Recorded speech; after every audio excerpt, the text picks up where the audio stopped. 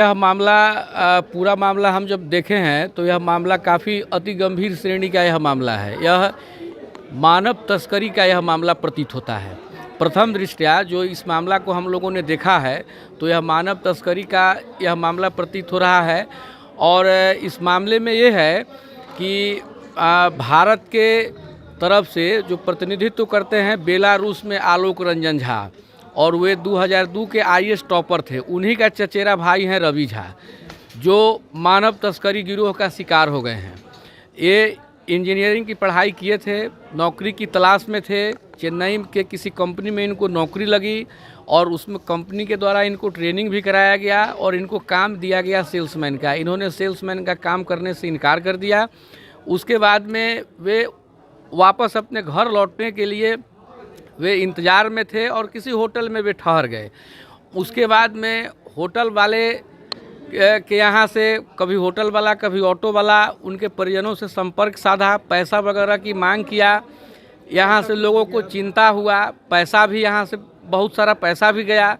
उसके बाद में जब यहाँ से लोग गए हैं होटल पर देखने के लिए तो होटल वाला 4-5 दिनों तक इन लोगों को घुमाया कि आज मिलवा देते हैं, कल मिलवा देते हैं, फलाने जगह रखे हुए हैं, इस जगह रखने गए हैं। इन लोगों को गफलत में डाल दिया। इन लोगों को जब शक हुआ तो इन लोग स्थानीय पुलिस को भी खबर किया, लेकिन स्थानीय पुलिस ने कोई मामले में दिलचस्पी नहीं लिया। यहाँ तक कि परिजनों के द्वारा कहा गया कि भाई हम राजदूत, हमारे परिवार से जो हैं सो बेलारूस में राजदूत हैं, हम उस परिवार के व्यक्ति हैं, हमारी मदद कीजिए। लेकिन किसी ने कोई जो है सो मदद नहीं किया। उसके बाद में ये लोग आज दौड़े दौड़े आए हैं हमारे पास में। तो हमने इस मामले को लेकर के 2 कमीशन के पास में हमने रीट पिटीशन फाइल किया है। एक नेशनल ह्यूमन राइट कमीशन नई दिल्ली के समक्ष में हमने याचिका लगाई है और एक तमिलनाडु कमीशन के समक्ष में हमने याचिका लगाई है। और दोनों कमीशन को हमने जांच करने का हमने अनुरोध किया है कि मामला बहुत ही संदेहास्पद प्रतीत हो रहा है। और इसमें अब भारत सरकार को भी हम अभी भेज रहे हैं, प्रधानमंत्री कार्यालय को, कि भारत के जो इतने बड़े IAS अधिकारी जो बेलारूस में कार्य कर रहे हैं, उनके परिवार के साथ इस ढंग की कार्य हो रही है, तो हम प्रधानमंत्री कार्यालय को भी हमने सूचित कर दिया है।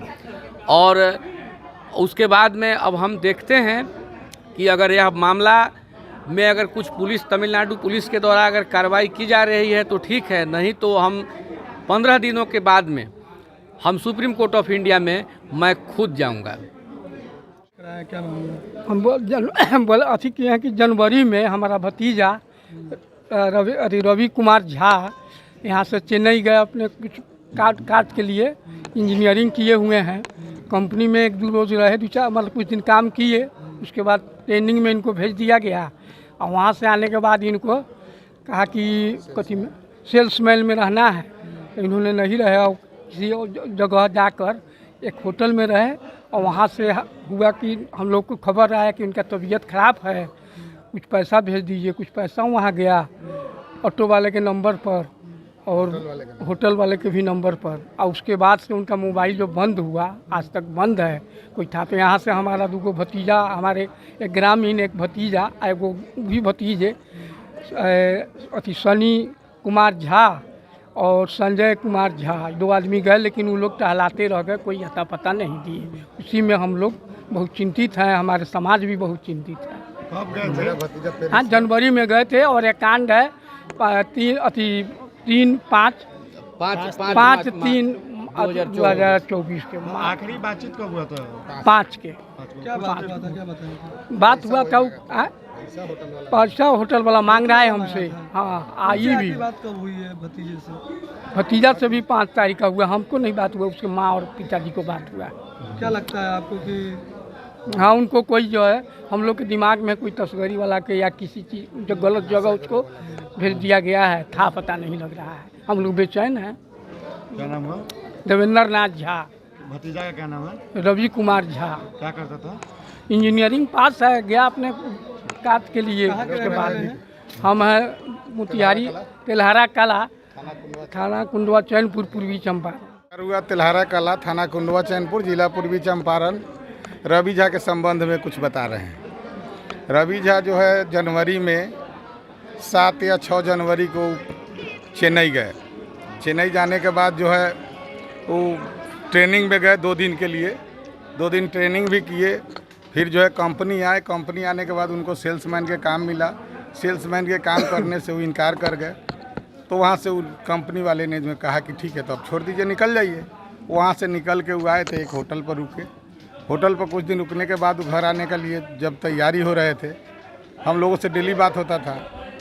बात होने के क्रम में जो है 5 तारीख तक बात हुआ है। उसके बाद उनका मोबाइल और उनका ट्रेस सब ख़त्म हो गया। होटल वाले से संपर्क साधने के बाद वो कहते हैं कि हो सकता है कोई वाइन शॉप वाले जो है उनको गिरफ्त में रखे हुआ है कि हमारे एक फ्रेंड है, वो जो आएंगे तो कल हम आपको 10 बजे लेकर के चलेंगे। उसके बाद जब होटल वाले आए तो उनको जो है कहा गया ये बात, तो कहे कि हम यहाँ से 2 लड़का गया था। जब उनको बताया गया कि आप जो बोले रात की हाँ कोई वाइन शॉप वाले घेर के रखे हुआ है, तो आप जो है चलिए, जो उसका बिल होगा बिल दीजिए, हम आपको पैसा दिलवा देते हैं। और लड़का को छोड़वा दिए। वो इस चीज़ को जो है फिर घुमा दिए, कहे कि चलिए हम होटले चेक करते हैं और कुछ वाइन शॉप पर देखते हैं कहीं मिल जाए। इसी तरह करके 2-4 रोज़ टहलाए और टहलाने के बाद जो है वो इनकार कर गए, कहे कि आप भी चले जाइए, क्या इस फेरा में पड़े हुए हैं। इतना ही जो है होने के बाद जो आप वहाँ लोग को से शक है कि मानव तस्करी का जी मानव तस्करी का एकदम 100% मानव तस्करी का शिकार है। क्या परिचय हो गया आपका? हमारा नाम हुआ नगीना पासवान। हम वहाँ के जो है पूर्व मुखिया प्रत्याशी हैं, जो कि 10 वोट भी हारे हुए थे पिछले। अपना परिजन और साथ ही साथ वकील क्या कुछ कर रहे थे, वही आपको बता दें कि बेलारूस में तैनात भारत के राजदूत का चचेरा भाई रहस्यमयी ढंग से लापता हो गया है। आपको बता दें कि चेन्नई काम की तलाश में गए थे, जिसके बाद से वहां गायब हो जाते हैं। जिसके बाद परिजन उनकी खोज करने चेन्नई तक पहुंचते हैं, लेकिन कोई सुराग नहीं मिलने पर वापस खाली हाथ अपने घर को लौट आते हैं और अब मानवाधिकार आयोग पहुंच गए हैं, जहां पे न्याय की गुहार लगाए हैं। परिजनों का आरोप है कि कहीं मानव तस्कर के हवाले तो इन लोग को नहीं कर दिया गया। फिलहाल पुलिस अब पूरे मामले की जांच कर रही है। देखना होगा कि कब तक जो है पूरे मामले में कोई सुराग मिल पाता है। तो इस तरह के तमाम खबरों के लिए देखते रहिए फैसला।